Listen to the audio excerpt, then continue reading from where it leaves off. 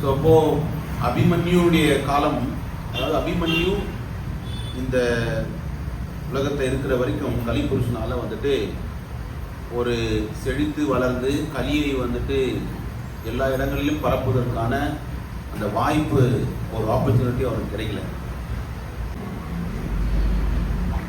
அவனால இதுக்கு முன்னாடியே ரொம்ப காலத்தொட்டே அவன் வந்துட்டு கலிபுருஷன் உள்ள நுழைஞ்சிட்டாலும் கூட பர்ஷித் மகாராஜனுடைய ஆட்சி காலம், மேலும் அவருடைய ஆட்சி காலம் மிக திருப்திகரமாக இருந்ததன் காரணத்தினால, மேலும் நல்ல அரசாங்கம் இப்படித்தான் இருக்க வேண்டும் அப்படின்னு சொல்லும் பொழுது கலிபுருஷனை போன்ற துஷ்டர்கள் எப்பொழுதுமே தீச்செயல்களை பரப்புவதில் உறுதியாக இருப்பார்கள். ஆனால் அவற்றை தடுப்பது அரசாங்கத்தினுடைய கடமையாகும். கலிபுருஷனுக்கு பர்ஷித் மகாராஜன் இடம் கொடுத்திருந்தாலும் கூட அந்த கலிபுருஷன் மற்றவர்களை கவருவதற்கான வாய்ப்பை அவர் அளிக்கவில்லை.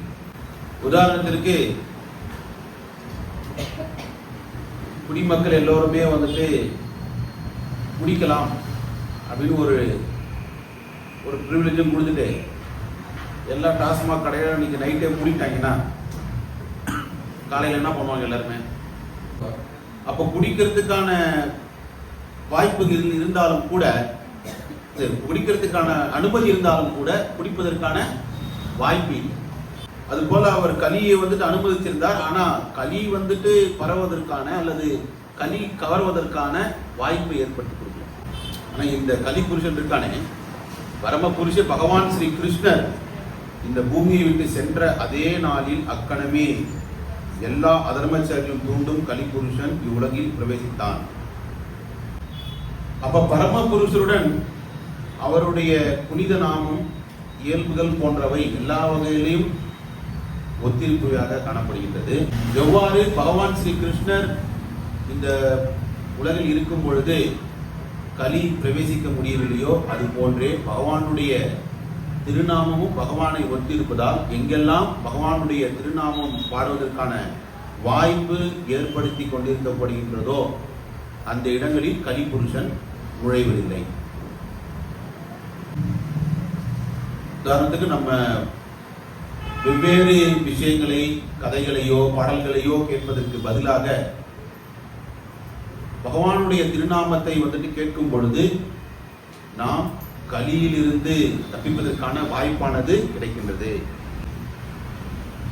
ஒரு அரசாங்கம் பகவானுடைய திருநாமத்தை பாடுவதற்கும் அவருடைய புகழை பரப்புவதற்குமான விஷயங்களை ஏற்பாடு செய்யுமானால் மக்களுடைய ஞானம் முன்னேறி இந்த கலியினுடைய தாக்கமானது நுழைவதற்கு ஆன வாய்ப்பை கட்டுப்படுத்த முடியும்.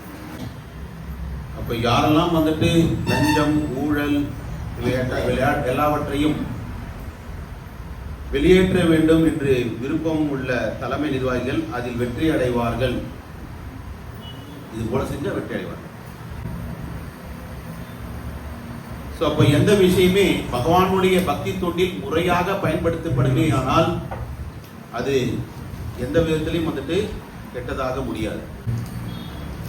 இப்போ யாரெல்லாம் வந்துட்டு கலியினுடைய தாக்கம் குறைவாக இருக்கணும் அப்படின்னு நினைக்கிறோமோ என்ன செய்யணும்?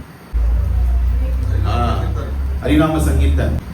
ஹரிநாம சங்கீர்த்தனத்தில் ஈடுபடும் பொழுதும் பகவான் ஸ்ரீ கிருஷ்ணருடைய புகழை கேட்பதில் ஈடுபடுவதிலும் ஒருவர் இருக்கும் பொழுது கலியினுடைய தாக்கத்திலிருந்து நாம் தப்பிப்பதற்கான வாய்ப்பை பெற முடியும்.